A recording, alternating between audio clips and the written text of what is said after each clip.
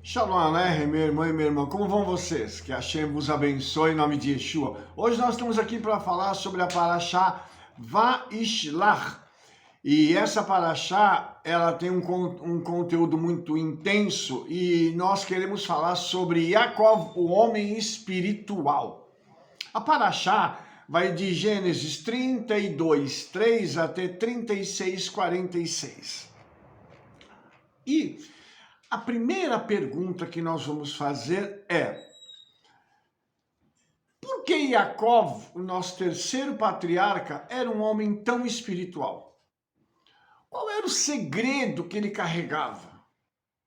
O que ele viveu para que ele conseguisse ter essa vida tão carregada de experiências com o Senhor? Porque ele foi um homem que teve muitas experiências com o Senhor, inclusive com Yeshua. Nós já falamos sobre isso.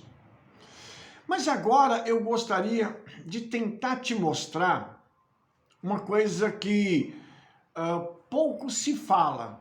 É o contato que os nossos patriarcas e também os nossos sábios e os judeus de uma espiritualidade mais elevada têm com os anjos. Experiências aparecem em toda a Bíblia com homens de Deus, tendo esse contato com esses seres celestiais. E eu aqui gostaria de falar um pouco sobre isso para você hoje, porque segundo os nossos sábios, segundo Rashi, Rashi diz que Yaakov tinha anjos dentro e fora da Terra Santa para servi-lo. Então, ele diz que Yaakov tinha um grupo seleto que o acompanhava. Não era um, não. Era um grupo, segundo Rashi, que acompanhava Yaakov para poder estar tratando com ele, ajudando, auxiliando-o enquanto ele estava na sua caminhada. Agora a pergunta é: por quê? Qual era o motivo que levou Yaakov a ter esse privilégio? Para a gente poder entender, vamos voltar um pouco na história. Como é que era a vida de Yaakov e Esav? Esav era caçador. O negócio dele era matar animais, então ele era um homem sanguinário. Enquanto ele saía para caçar, Yaakov ficava com a família e ficava estudando na Yeshiva de Shem. Ou seja, ele ficava tendo contato com um sábio e com o seu pai e o seu avô, a fim de entender os mistérios da Torá. Então você imagina, você ter a oportunidade de sentar com alguém que não tem só conhecimento, mas tem vivência do mundo espiritual. Veja o privilégio que o nosso patriarca Yaakov teve. Dito isso, vamos entender agora essa caminhada dele, porque ele vai aprendendo esses segredos e isso vai se sedimentando no seu coração. E ele vai tendo oportunidades para poder depois colocar isso para fora, para vivenciar essas experiências. Porque não adianta ter só o conhecimento sem experimentar a validade do conhecimento. Porque o conhecimento ele é validado pela experiência, pela nossa vivência. Ok?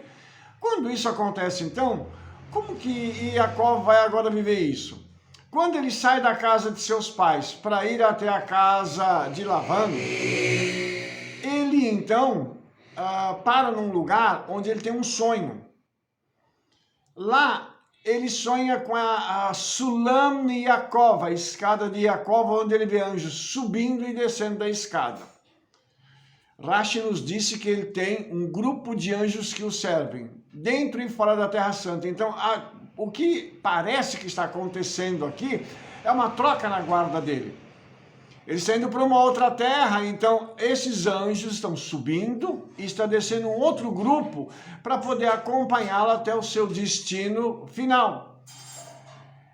Agora, veja só que coisa interessante. Yaakov, então, está consciente daquilo que está ocorrendo com ele. Ele sabe que ele está indo para a casa de Labã e sabe que tem um grupo de anjos acompanhando, ok? Mais à frente eu vou te mostrar como é que ele lidava com essa realidade na prática. Agora, nós temos uma outra questão aqui que é muito importante. Ele chega lá e ele vai encontrar com a sua futura esposa. Aonde? Num poço, num lugar onde se tira água para os animais. E a Torá diz que ele chegou lá e tirou a tampa que cobria a boca do poço para poder dar água para os animais, para que a sua futura esposa pudesse voltar logo para casa. E se ele era um rapaz, era um homem que ficava na yeshivá, você concorda que ele não era uma pessoa que tinha assim um físico privilegiado, ele não era um homem de muita força? Nós temos então duas coisas que podem ser ditas aqui. Uma é que naquele momento ele se encheu de tanta energia que ele tirou sozinho a tampa da boca do poço, que precisava de vários homens para fazer. Ou então, a segunda premissa seria a seguinte: quando ele foi tirar a tampa, os anjos o ajudaram. Isso não está dito na Torá. Estou dizendo isso para você para que nós possamos pensar que se ele tem esse grupo de anjos a seu serviço, eles não iam ficar lá só olhando para ele, dizendo: vai, Yaakov, vai que vai dar certo para você, uhul. Algo mais está por trás disso. Quando ele chega na casa dos seus parentes e Labã o encontra, e vocês lembram daquele encontro que ele tem e tudo mais? E Yaakov então trabalha por Raquel, recebe Leia, depois trabalha mais 7 anos e tem a posse plena de Raquel. Agora, ele trabalhou 14 anos e não teve nada. Ele então diz que vai embora e Labã: não, fica aqui comigo. E quando ele diz fica aqui comigo, ele diz: qual que é o teu salário? E Yaakov então começa a determinar aquilo que vai ser o salário dele. Então Yaakov vai receber por cuidar das ovelhas de Labã.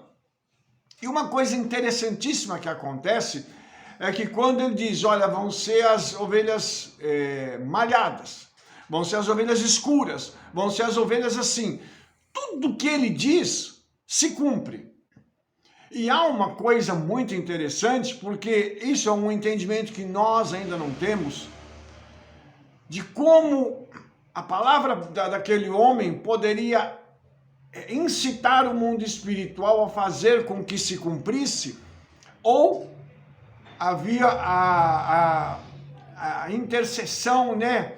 A ação dos anjos para que aquelas ovelhas também pudessem ter uma ação diferenciada e poderem também dar cria mais do que as outras. Nós não temos como hoje afirmar, mas nós podemos dizer que o mundo espiritual trabalhava a favor de Yaakov. Aí nós temos uma outra questão envolvida nisso. Quando Yaakov vai embora, pega a sua família e sai, e depois o seu sogro vem para persegui-lo e fica muito bravo, o Eterno fala com o sogro e diz: não põe a mão nele não. De novo, o mundo espiritual interferindo a favor de Yaakov, dada a comunhão que ele tem com o Senhor. Então veja que essas experiências que ele está tendo, elas demonstram que ele tem uma forte comunhão com os céus. Certamente Yaakov era um homem de oração. Você não acha que ele ficava tomando conta das ovelhas do sogro e ele não orava? Você não acha que ele, quando ele voltava para casa e estava com sua família, ele não ensinava a família a orar, a buscar a face do Eterno? Lógico que ele ensinava tudo isso. E por isso ele tinha essa ingerência, esse contato, essa familiaridade com os anjos. Muita gente acha isso absurdo. Mas os anjos são enviados para nos servir e nos ajudar. Uma coisa que vai acontecer agora é que quando Jacó sai com sua família a caminho da sua casa, ele tem então uma experiência com o Senhor. Então ele encontra com um ser que a tradição diz que era um anjo. O anjo de novo, mas a gente vai ver que esse anjo aqui tem um poder que está além daquilo que é determinado para um anjo. Mas tudo bem, vamos lá. Vamos acreditar que a tradição está certa. Ele encontra com esse ser e luta com ele. Onde o nome dele não é só trocado, ele é acrescentado. Então o nome dele é Yaakov, o calcanhar do Eterno. Ele é a fraqueza do Eterno. Ele passa a se chamar Israel. E é interessante esse nome Israel, e eu quero citar aqui isso para você, que esse nome, ele significa não só aquele que luta com o Eterno e prevalece, ele significa algo mais do que isso, porque isso está ligado a governar, tá? Sar-El, príncipe do Eterno, ou seja, aquele que foi escolhido para governar. A minha pergunta é a seguinte: se ele exerce governo, esse governo, ele não é só exercido a nível físico, mas ele é exercido a nível espiritual, porque aquele ser que estava lutando com ele ali era um ser espiritual. E é interessante isso, que no nome que ele recebe, Israel, estão embutidas naquelas 5 letras em hebraico o nome dos patriarcas e das matriarcas. Isso é muito interessante.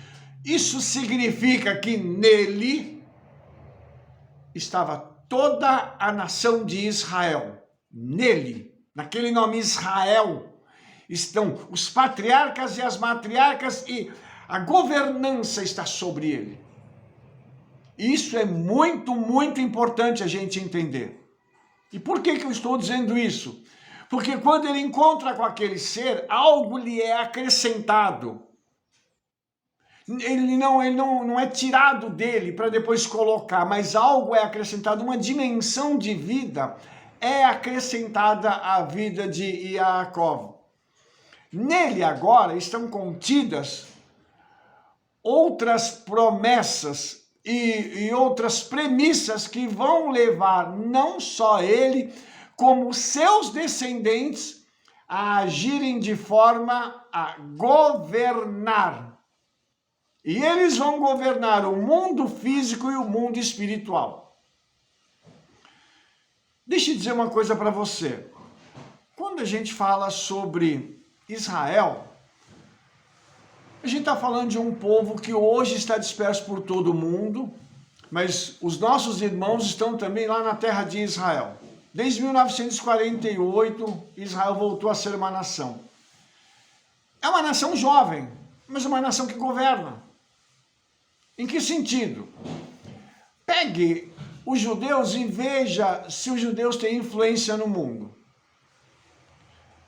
Basta uma análise assim muito superficial para a gente entender que os judeus estão em todo lugar influenciando todo mundo. Quando você pega um computador, um celular, quando você pega um programa de computador, um aplicativo de celular, quando você vê na medicina, quando você vê na física, na química, os judeus estão em todo o lugar. E isso se chama governo. Mas esse é um governo que está oculto aos olhos dos homens. Ele não é um governo explícito, mas ele está implícito naquilo que acontece na vida dos homens. E aí nós temos uma outra coisa que é necessário que nós entendamos. Esse governo também ele é espiritual, porque nós judeus nunca deixamos de influenciar o mundo com as nossas orações. Nós nunca deixamos de influenciar o mundo com a capacidade que o Eterno nos deu de buscar a sua face. Então, no judaísmo, isso é uma coisa muito clara. E aí, tem essa experiência que nós temos com o mundo espiritual. Experiência de arrebatamentos, experiência com anjos, experiência com demônios. E você não acha que os rabinos da antiguidade não tinham esse tipo de coisa? Eles tinham, sim. Existem escritos judaicos que falam sobre rabinos caindo em êxtase e caindo no chão. Aí você pergunta, o que aconteceu com ele? Ele foi arrebatado, viu coisas inefáveis e voltou. Tem experiência com anjos? Vários tiveram, vários ainda têm. E aí, a pergunta é, por que hoje isso é uma coisa que ficou tão distante de nós? O problema está com a palavra do Eterno? Não. O problema está com o Eterno? Também não. O problema está onde? Em nós. Vou te mostrar uma outra coisa. Depois que Jacob tem esse encontro com esse ser, e o nome dele é mudado para Israel, ele vai ter um encontro com seu irmão. E aí ele envia mensageiros. E a palavra lá, mensageiro, é a mesma palavra usada para anjos. Então, ele envia os anjos para poderem falar com o seu irmão antes deles se encontrarem. E o Midrash diz que esses dois anjos foram lá e deram uma dura em Esaú, para que ele tratasse bem seu irmão, para que quando ele chegasse, ele pudesse olhar o seu irmão com outros olhos, e não viesse para querer se vingar do seu irmão, porque eles estavam lá para poder garantir que nada iria acontecer. Então você percebe que ele tinha esse nível de experiência.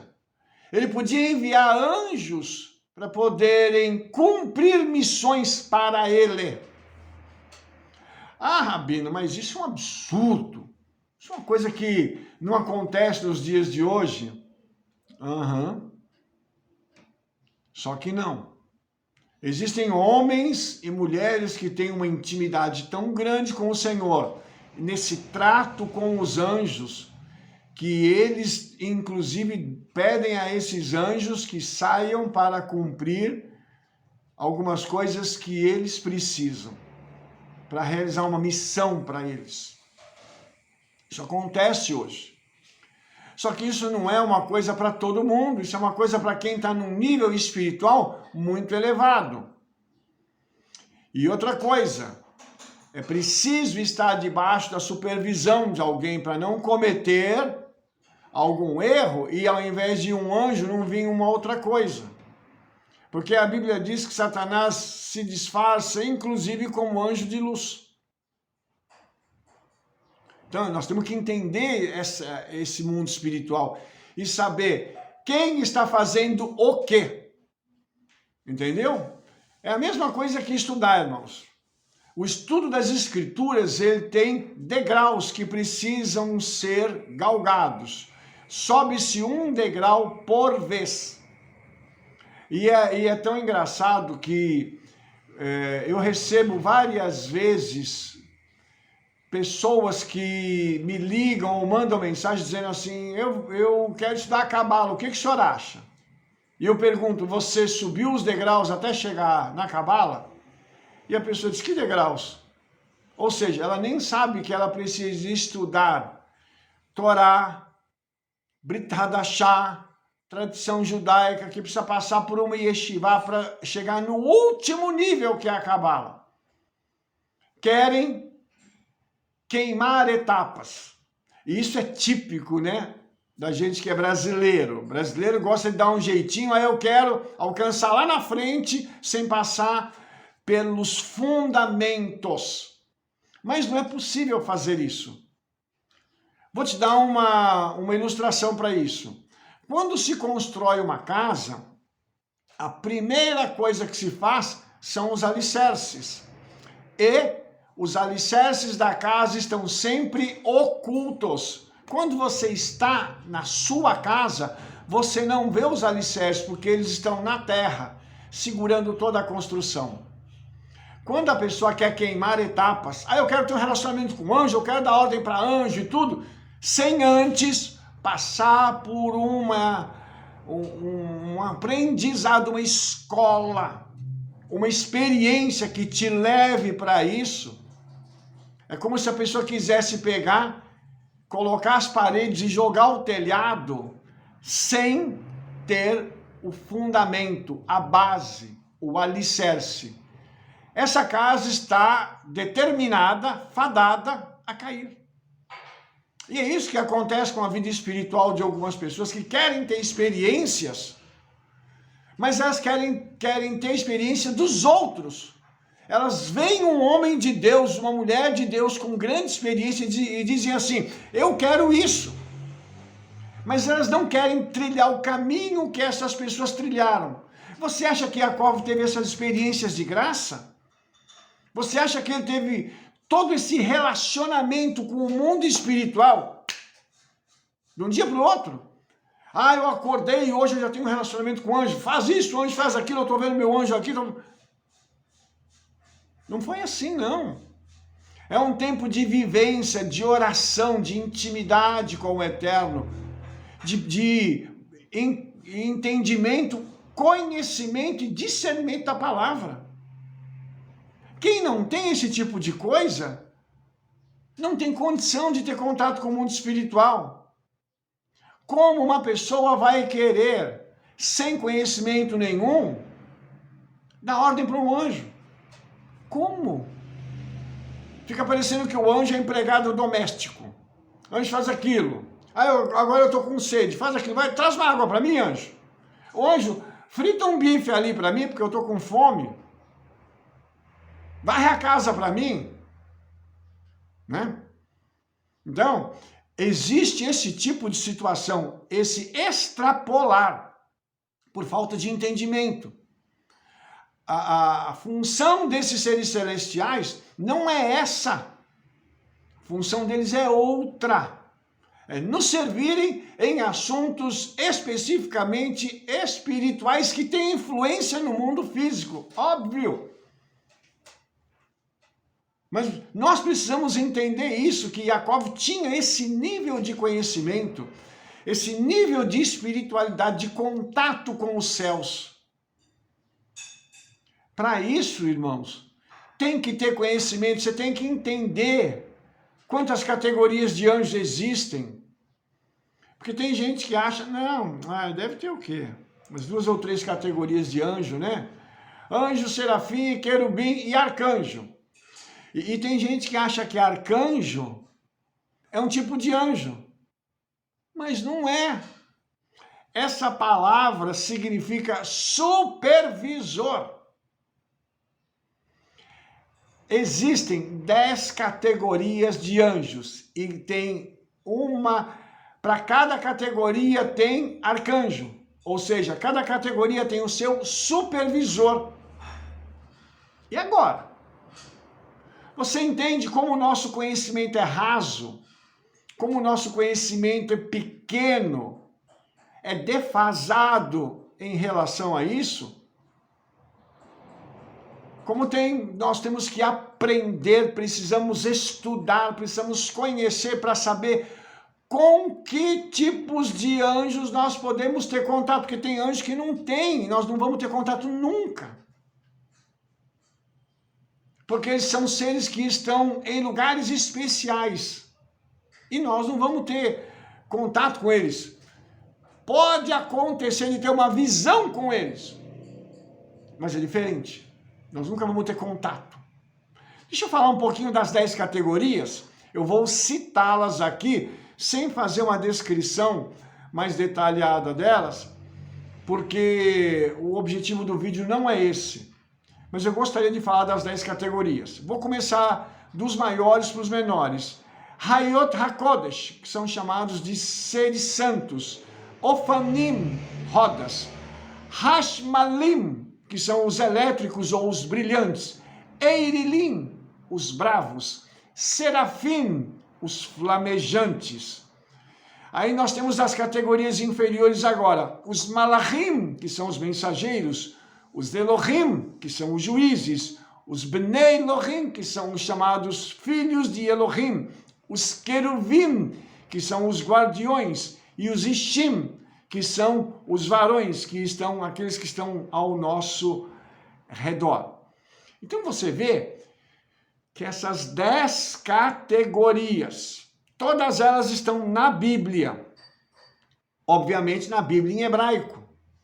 Na Bíblia em português você não vai achar essas 10 categorias. E eles estão, cada um dentro da sua categoria, dentro da sua função, divididos entre os 7 céus. Alguns prestando serviços só para o eterno e para o mundo celestial. Outros podendo servir ao homem, com missões na terra. Então, quando a gente tem esse tipo de divisão, a gente começa a entender que os seres de categorias inferiores, do 5º até o 1º, né? Eles então têm um contato com a terra e eles podem influenciar, inclusive, um contato a nível de termos visões com eles, tá? Mas a gente precisa entender que para tudo isso acontecer, existe uma forma de entendimento para poder acessá-los. Uma outra questão que nós precisamos entender aqui é o seguinte: a nossa visão precisa ser aberta novamente para isso. Lembrando que visão não é dom, é uma capacitação que o homem tinha já pelo fato dele ser um ser eterno. Então ele enxergava o mundo espiritual porque ele tinha a eternidade permanente dentro dele. Quando veio o pecado, isso quebrou. E uma das capacitações que o homem perdeu foi a de enxergar o mundo espiritual. Hoje existem pessoas que têm essas capacitações, servos do Eterno e pessoas que não são servos do Eterno, que também têm essa capacitação e enxergam. E aí, quando elas não estão voltadas para o Senhor, essa capacitação é usada para o mal. Tá? Então, visão não é dom. Ah, Senhor, dá o dom de visão. Não. Me dá a capacitação de voltar a enxergar o mundo espiritual, assim como Adão tinha essa capacitação e era uma coisa natural para ele. Tá? Então, nós vamos perceber que isso também é uma outra coisa que depende do nosso conhecimento para que nós tenhamos esse trânsito mais fácil com o mundo espiritual. Na nossa oração, nós precisamos orar da forma certa para que nós possamos ter acesso a esse mundo espiritual. E, novamente falando, tudo isso vai depender do meu relacionamento com o Yeshua, com o Espírito Santo, para que eu possa ter essa entrada no mundo espiritual. Só lembrando, irmãos, que quando nós falamos aqui sobre esse contato que Jacob tinha com o mundo espiritual, a gente precisa entender que ele era um patriarca e ele era um homem de Deus. Então, isso facilitava a vida dele no mundo físico. Óbvio, isso é óbvio que a gente precisa entender isso. E, gradualmente, nós precisamos ter um incremento, um aumento na nossa vida espiritual. Conhecendo a palavra e entendendo como nós vamos orar, quando nós vamos orar e por que nós vamos orar. Porque não adianta nada, irmãos, a gente achar que, eu vou lá, eu vou ficar orando 5, 6, 8 horas por dia. Obviamente você não tem assunto para orar todo esse tempo. E quando lá em Tessalonicenses a Bíblia diz orar sem cessar, ela está querendo dizer ore de manhã, ore à tarde, ore à noite. Entendeu isso? Porque isso foi escrito por um judeu para judeus. O que é orar sem cessar para o judeu? É ele conectar os períodos de oração. Isso significa orar sem cessar. Entendeu? Então, tem gente que fica um tempão e repete, fala e repete, e diz de novo. E a pessoa sai de lá e diz assim, eu passei tanto tempo orando. Foi mesmo? A oração foi eficaz? Ela trouxe um resultado permanente, não só para a sua vida, como para a vida das pessoas por quem você está clamando? Tudo isso nós precisamos perguntar, irmãos. Porque nós precisamos entender a Bíblia dentro do contexto em que ela foi escrita. Nós estamos falando aqui de algo que foi escrito em hebraico. A Brit Hadashah também foi escrito em hebraico. Quando você entende isso, a sua visão se abre para muita coisa. Lembre que Shaul, o apóstolo Paulo, era rabino. Imagine um rabino escrevendo uma carta inspirado pelo Ruach HaKodesh, pelo Espírito Santo. Imagine isso aí.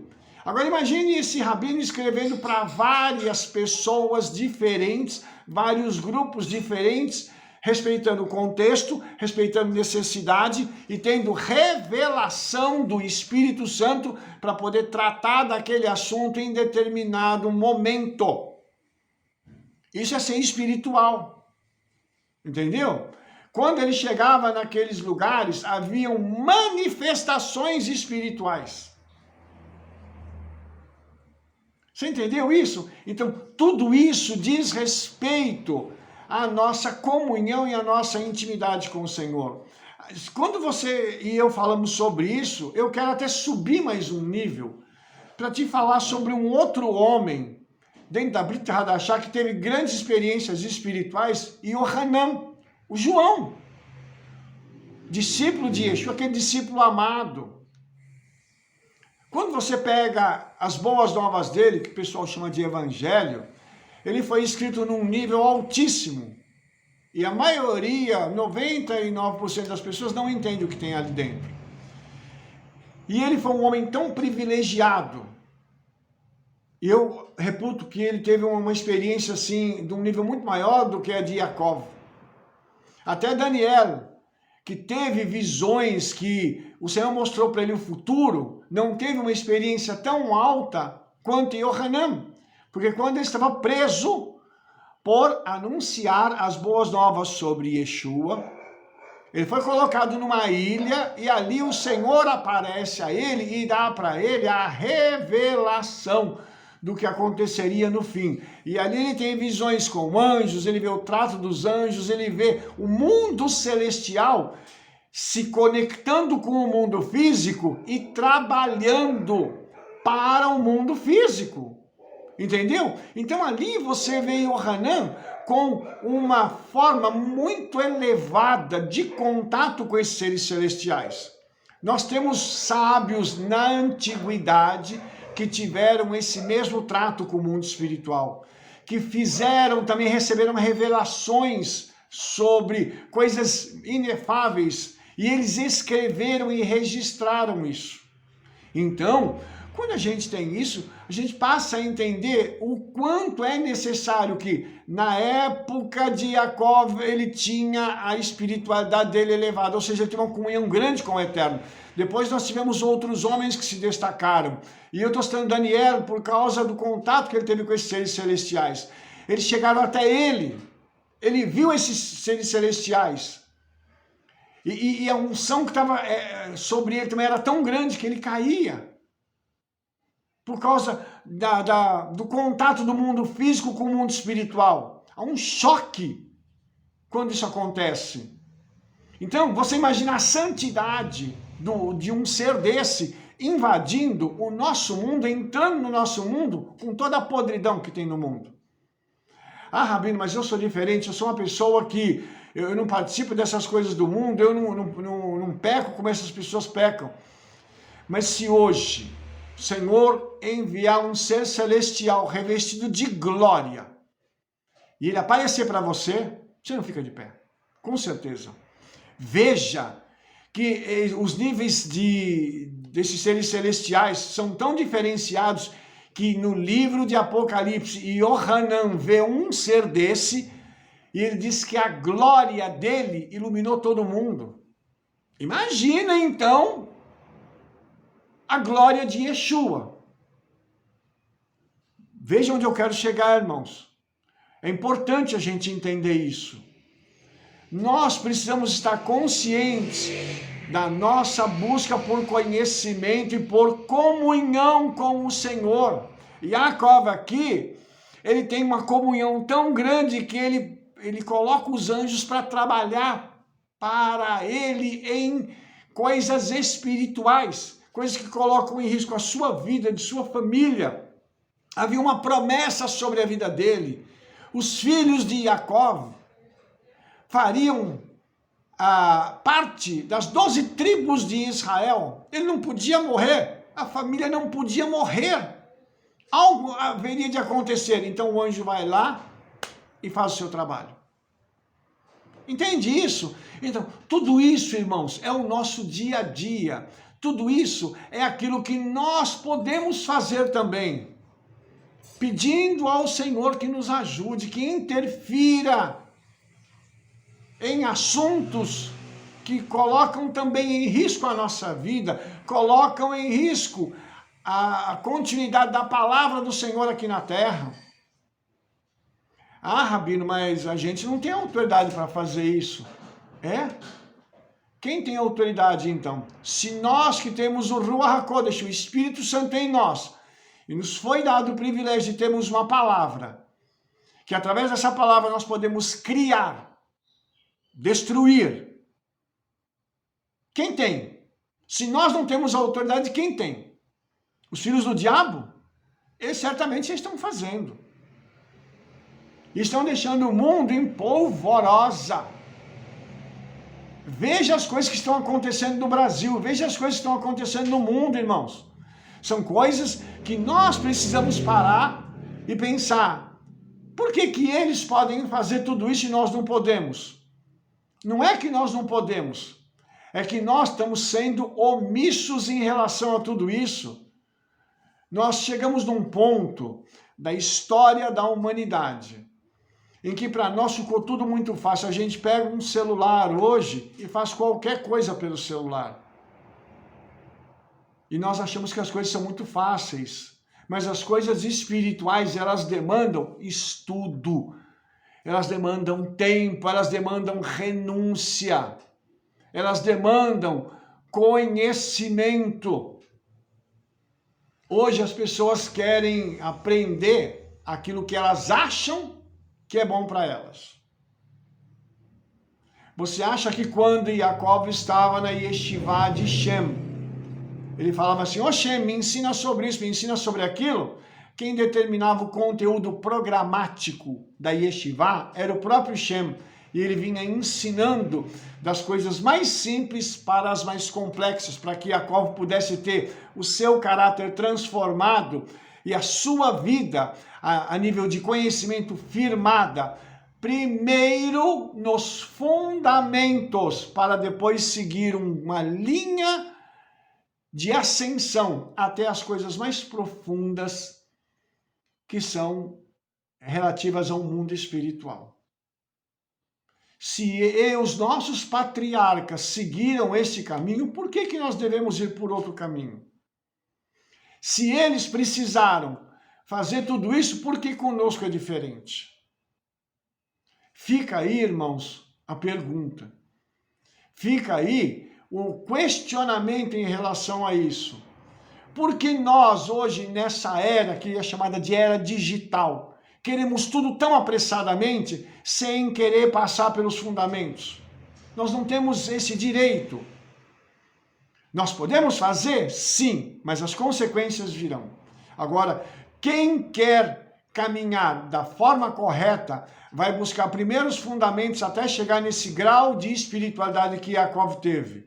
De poder comandar anjos, de poder fazer com que as coisas acontecessem quando ele precisou de influências espirituais na sua vida, ele orava, clamava e via as coisas acontecendo. Como aconteceu com a pedra que ele removeu, como aconteceu com as ovelhas que davam cria e fizeram com que Yaakov enriquecesse. Aquilo foi uma estratégia, sim, mas havia a ingerência do mundo espiritual dentro da vida de Yaakov e do seu trabalho. Isso significa que você pode ter anjos trabalhando junto com você na sua vida secular, te ajudando e te abençoando, e muitas vezes te livrando de armadilhas que o diabo joga diante de você. Mas para isso, há uma caminhada a ser feita, passo a passo, degrau por degrau, até nós alcançarmos o local determinado para que aquele conhecimento possa chegar até nós e nós possamos usá-lo para abençoar a nossa vida e de outras pessoas. Amém? Se você gostou desse vídeo, dê um like, favorite, clique no sininho para você receber todas as nossas recomendações e espalhe para todo mundo o trabalho que nós estamos fazendo. Porque nós nos veremos no nosso próximo vídeo. Shalom, shalom, shavua.